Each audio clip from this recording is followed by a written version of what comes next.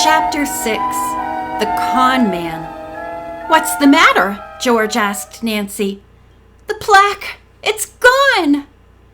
A look of utter dismay spread across Carla's face. She said something in Spanish, then added in English, "What will we do? Now we can never solve the mystery." "Oh, that monkey is what you say. A jinx." The next moment she flung herself on a bed and began to weep. Bess threw her arms around the girl and tried to comfort her. "We're all terribly sorry," she said, "but I'd like to bet Nancy will find the plaque."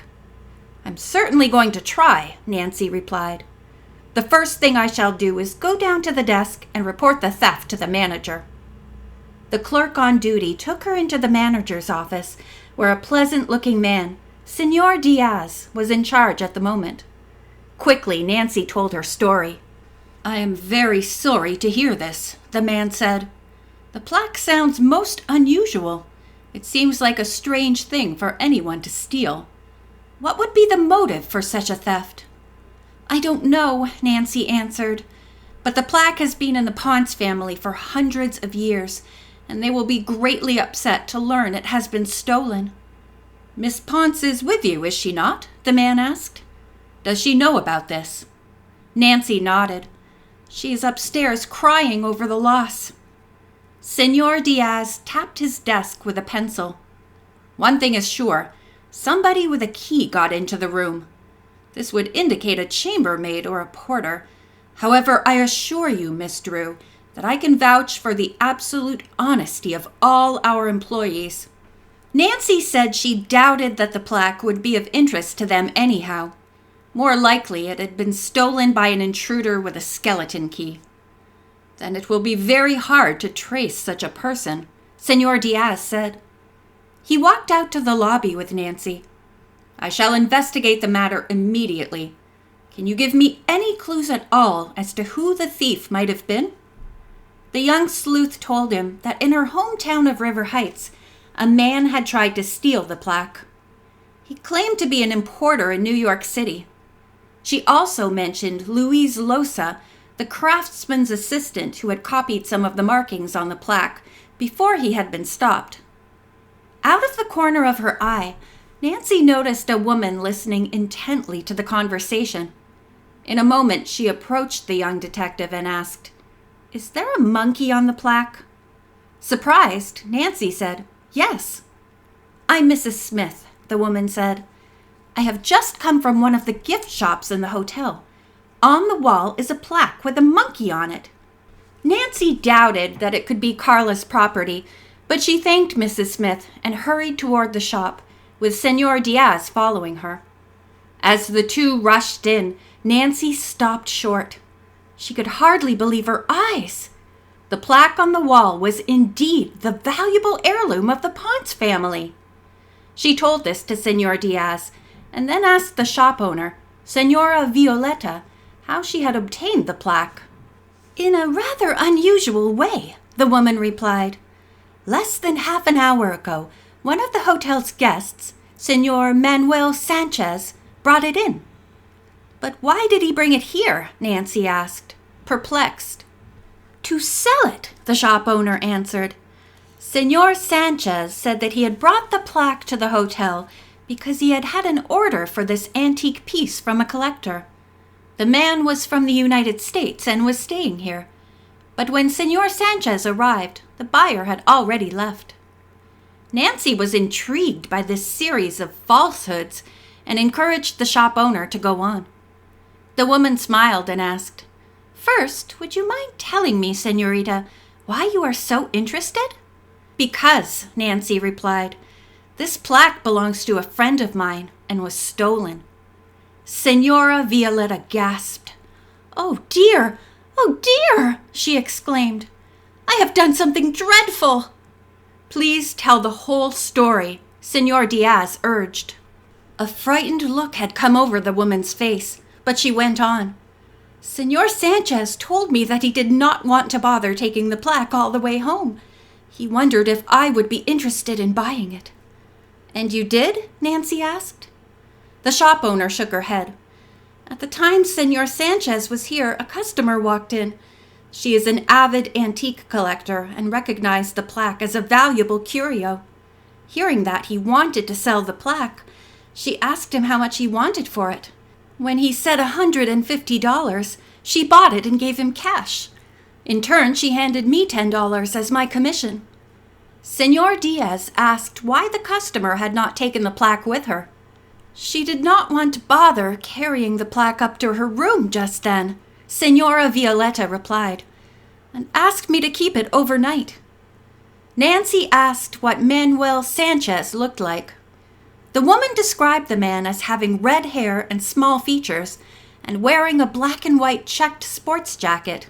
At once, a thought came to Nancy. The man she had seen talking to the caddy had worn a black and white checked coat. His hat had been pulled down so far, she had not noticed the color of his hair. It was quite possible he had unhitched the ox and bribed the boy to slap the beast with a stick if Nancy or one of the other girls should get on its back. A runaway or an accident would keep us from our rooms for some time, Nancy thought. This would give Sanchez a chance to go to my bedroom. He let himself in with a skeleton key, hunted for the plaque, and took it. Nancy figured that he probably had quickly made detailed drawings or even taken photographs of the plaque. Then, worried about an alarm over the theft, he felt it best to get rid of the stolen property. Pretty clever of him to have thought of the gift shop, Nancy said to herself. And what a surprise he's in for when the management questions him. She said to Senor Diaz, "What is the number of Senor Sanchez's room? You're going to have him arrested at once, aren't you?" The man nodded vigorously. As he went to the desk to look in the guest register, Senora Violeta handed Nancy the plaque. "I am sure your friend will be relieved to see this, and I certainly hope the police can get back my customer's $150. "I hope so too," said Nancy, and hurried off.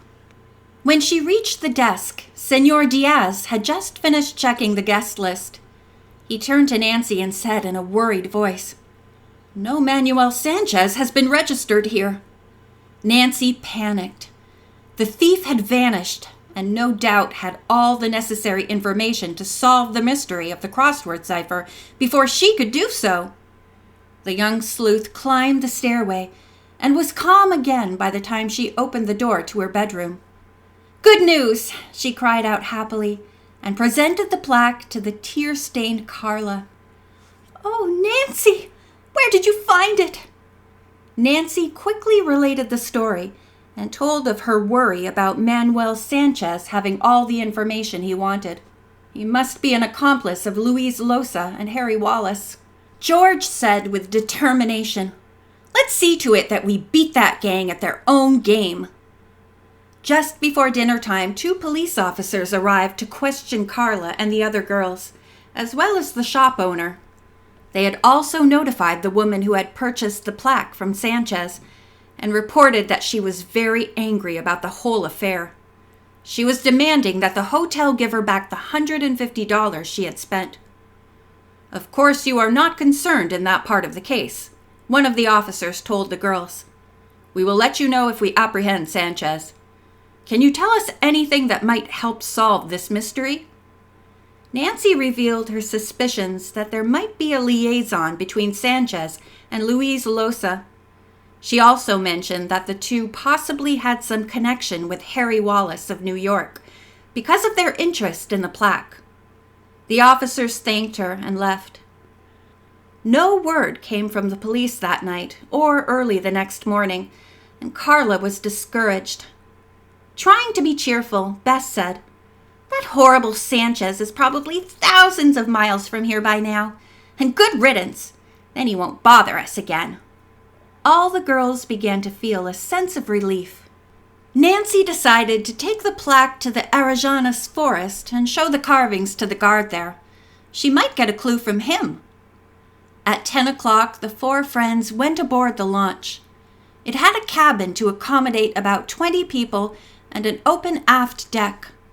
The pilot's compartment, which opened directly from the cabin, was reached by a short ladder. The day was cloudy and cool, with beautiful clouds scudding through the sky.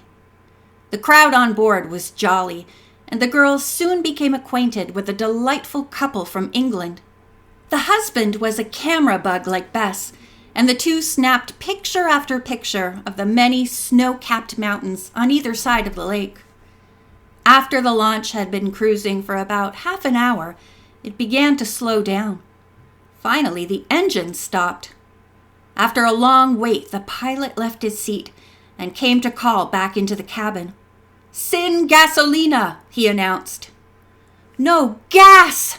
several of the Americans exclaimed, and Carla added, "What will we do?" A broad grin came over the pilot's face. He rattled off something in Spanish. Carla turned to the girls and translated.